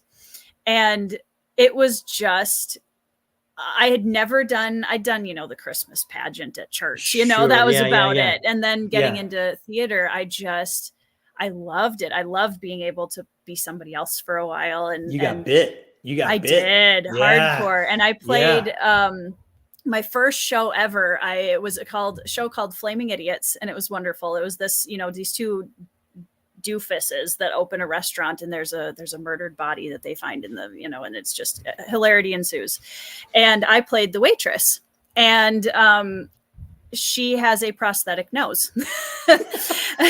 So my first show ever, I have this giant prosthetic nose on my face. God. And that was an experience. I was a little allergic to the glue because they would put it all up in the inside of the nose. Right. And it was a little bit of a stress with my skin. But the other problem was they put the glue up inside the nose. Well, it's like right here, right? Yeah. And that'll burn your eyes right out. And like it also, spirit gum? Yeah. I was getting a little loopy.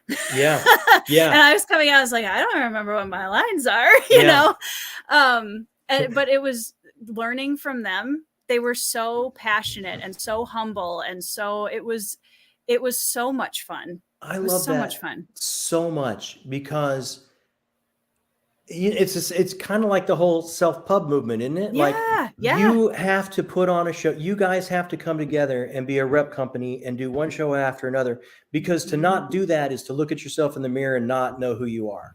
Yeah. You know, and it's the same thing with self-pub. Like that's why I was so moved by this movement. It's like to not sit down and do your art and get it out there and try and find an audience for it is you looking in the mirror and not recognizing who you are. And like, that's just so beautiful to me, because I remember that distinctly. I remember those moments distinctly. So it's like, that's why I have such a soft place for community theaters where people come together and don't, and to bring this all the way back, there's a short story of Kurt Vonnegut called Who Am I This Time? Have you ever read that? It's Welcome to the Monkey House. Welcome to the Monkey House is the name of the collection, I think. And it's the title of the short story is Who Am I This Time? Check that out. It is that short story will absolutely just move you because of the experience you've had. Yeah. I would love, once our kids are a little bit older, both my husband and I are theater nerds. And I would love, but we've been on stage together, but we've never really had like speaking roles in the same show. And that's something that I would love to have the experience of doing. I would love to try Macbeth with him. I think that would be so much fun. Wow. Yeah. I did that show with, well, I did a lot of shows. We built a company together. We did quite a few shows together. But that two-hander we did called C Marks was special. I don't know if I'd do Shakespeare with my wife. She is too freaking good, man. She would, she's the real deal with that. I'd be a little scared. A little intimidated. Yeah. That kind of thing. Like when we were doing that show one night, all the power went out and just all the lights went out on stage. Ooh. And I had to make up dialogue to keep things going for a while. Like I could do, like, I'll do that. Yeah. I can't do that in pentameter with perfect scansion. She probably improv could. Terrifies me. Yeah, like no, improv is that's the best. There are certain rules. Once you learn the rules, it's not bad. That, and I think it really depends on who you are doing it with. I think that makes a huge difference, because when I was in acting class, I was around some a little bit more snobbery-ish theater people, and that was not fun improv. I was terrified the whole time because I was just waiting to take a misstep. You know what I mean? Yeah. And we did, Ben, when we did The Tempest, when I was doing the sound design, Ben played Gonzalo in The Tempest, and he was like, so he was in it. He was in it. Yep. And we actually, it was funny because our first child we actually found out we were pregnant, you know? So the thing is, you don't do any big decisions during Tech Week, right? That's like, you don't do anything life-changing during Tech Week. No. My husband and I got engaged during a Tech Week. And we also found out we were pregnant during a Tech Week of The Tempest. So I went to the director, who was a professor of ours, and I sat down with him in his office and I said, so Benji, I need to tell you something. I think it's going to be fine. I think we're going to be fine. But like, just... I'm pregnant. And he was like, that is not what I thought you were going to say. Oh my God. That is so cool. But it was fun because we got, you know, before you go on stage, you have the warm-ups and everybody's in their circle doing the games and the warm-ups and whatever. And we did the character game where we were going back and forth and talking about everybody's characters. And my friend, who was the stage manager, knew ahead of time. And she goes, you know, and stage manager loves baby Tekken. And the whole group just started screaming. So, I mean, it was a really fun, like, you know, it was a fun memory. So yeah, we were doing a Martin McDonough show, Cripple of Inishmaan, I think, when Jacob had his first moment on stage in utero. So we kind of had the same experience. So yep. So he's from an early age. He's been acclimated to theater. Yep. I don't know how much of an actor he wants to be, though. He had to do it. With two actor parents, I would assume so. He is bitten more by the director bug, so I understand that. Having had a taste of that, I totally get it. Yeah, I think he likes the control. Yeah. Yeah. It wasn't Philip Chase, but that would have been awesome. I do. I want to play Lady Macbeth. I love. You always question, like, I don't know what this says about me as a person. Oh, what a great role! No, but what a great role! What a yes. it's like the challenge of that, I think, is what really draws me. Yeah. But well, John, thank you, because we've been going for almost 2 hours, and I feel like we could easily chat for many more. Absolutely. It's been such a joy. And I have to, this is so special to me because when I first, it's like, I was watching a lot of booktubes. I was getting the name of all these authors that I wanted to try out. And it's like, you know what? I think I want to try and join the conversation, and to actually be able to join the conversation and talk to someone. Is this your first live stream? Yes, I was gonna do one, but then there was technical difficulties and we couldn't really get it off the ground and get it going. So no, I did one with Britton, not a live stream. We recorded it. Oh, I don't think he's ever put it up. Yeah. Okay. The podcast. Yeah. So I have got to talk to some people, but this is the first live stream. So this has been so amazing. About that. This is everything I dreamed it would be. Yes, you are talking with Andrew sometime soonish. He said late November, early December. So yeah, nice. Absolutely. Well, that's gonna be fun. Andrew is great. You heard it here first. You know, he's the goods. He's like the first. I was like beyond you. You could have knocked me over with a feather when Andrew's like, "Hey, this channel's really good. People should check that out." And he like actually put that out there. Yep. I was like, I was walking on air for the rest of the day. Like, someone say, this Andrew actually watched me. Are you kidding me? Like, it's really bizarre, right? Well, it's so funny because when I first started getting into this community specifically, because I kind of spent some time with the YA fantasy crowd and very quickly discovered that's just not my niche. Yeah.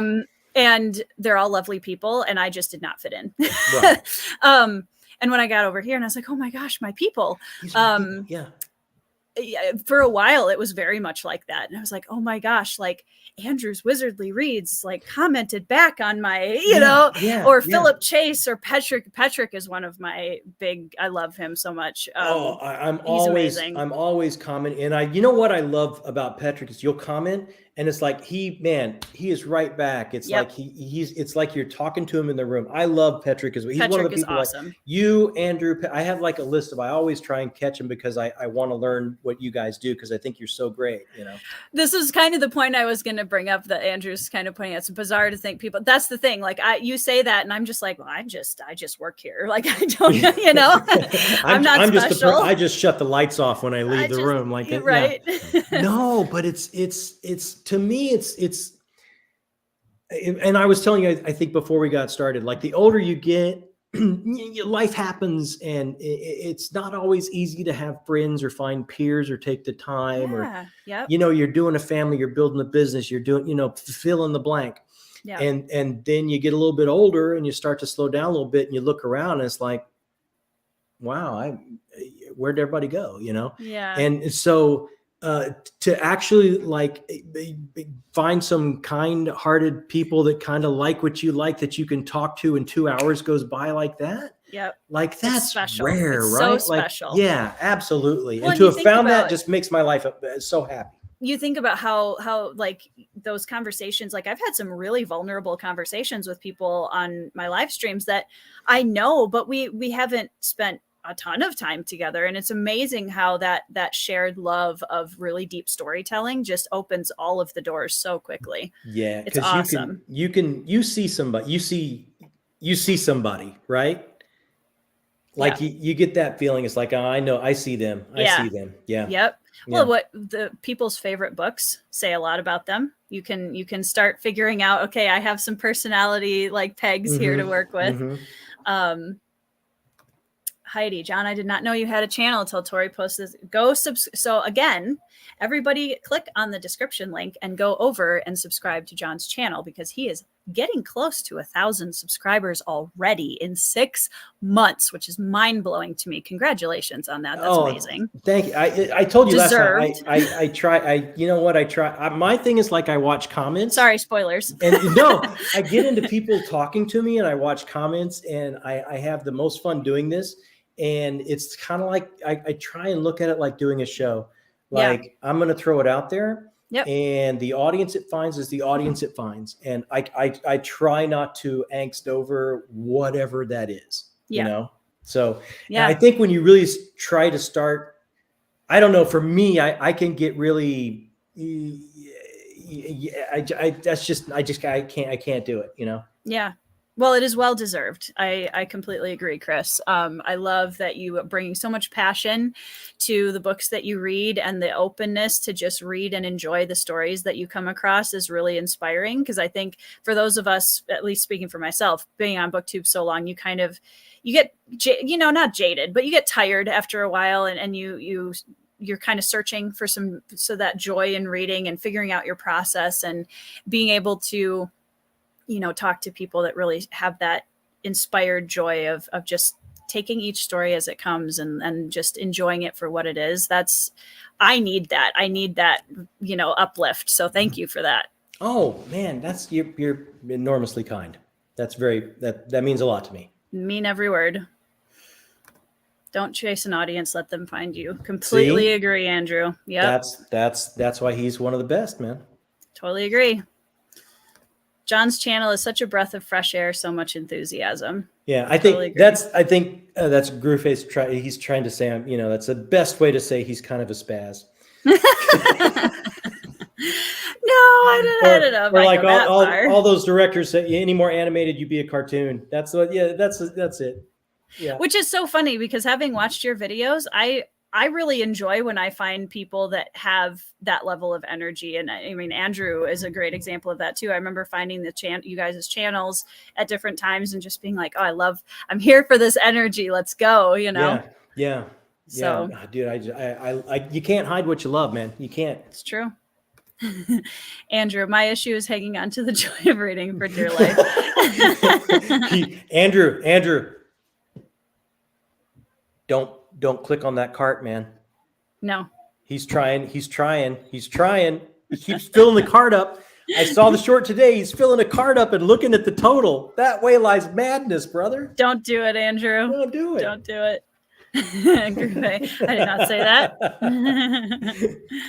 Yes, please, everybody go and sub to John's channel. I have some more chats coming up in November that I'm very excited about sharing with you guys. And this was just, what a great way to end October, John. Thank you so much for coming on my channel.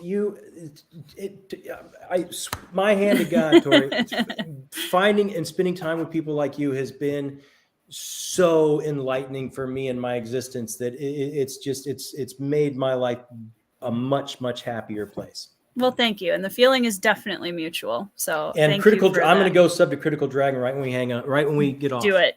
I could say a lot about his videos and how they have changed and encouraged the way that I read the books that I read. Yeah. So, yeah, that's big, man. All right, guys. Thank you all in the chat for coming on and being so wonderful as always and giving us all of those great questions and comments. I hope you are all reading 5-star reads. And I will see you in the next video. See you guys later. Thanks, everybody.